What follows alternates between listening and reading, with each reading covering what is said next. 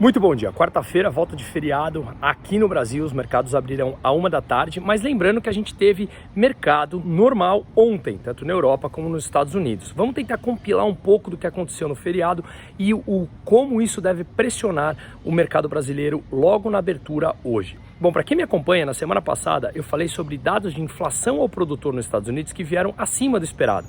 Dados mais altos de inflação. Além do mais, saíram dados do setor de serviços dos Estados Unidos, dados de imóveis que vieram mais fortes do que esperado.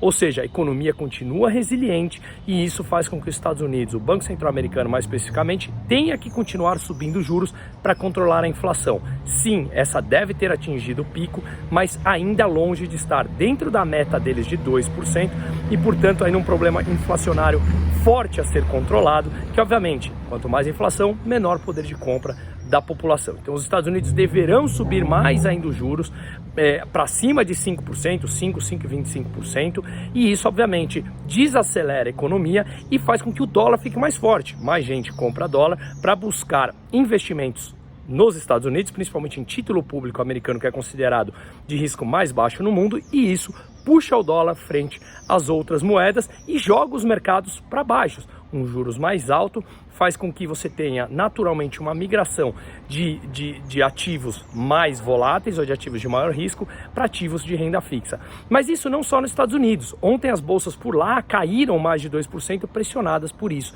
Mas na Europa também.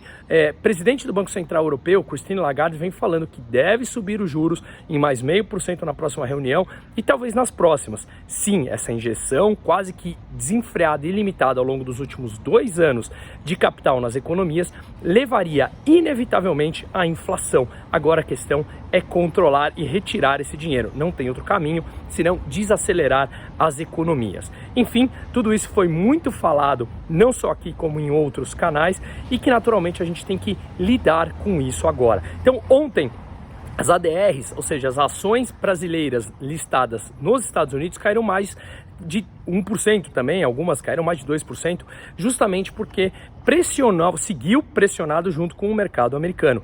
Agora o Brasil, que não operou segunda e terça, deverá ter nessa abertura a bolsa caindo e o real também desvalorizando frente ao dólar por conta desse movimento que eu falei de mais alta de juros nos Estados Unidos, tá? Então o mercado vem esperando isso, saíram dados de inflação da Alemanha agora pela manhã, também fortes ainda, então naturalmente isso leva a um sentimento de mais aversão ao risco como um todo.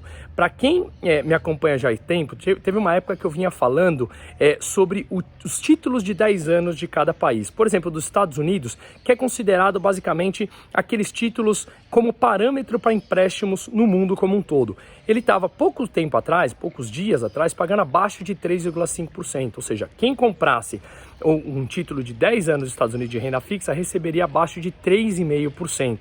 Agora, com essa expectativa de alta, com dados mais fortes de inflação que saíram, como eu acabei de falar, o mercado já gera essa expectativa de que os juros terão que subir muito mais e esse título de 10 anos que pagava abaixo de 3,5% já está pagando quase 4%.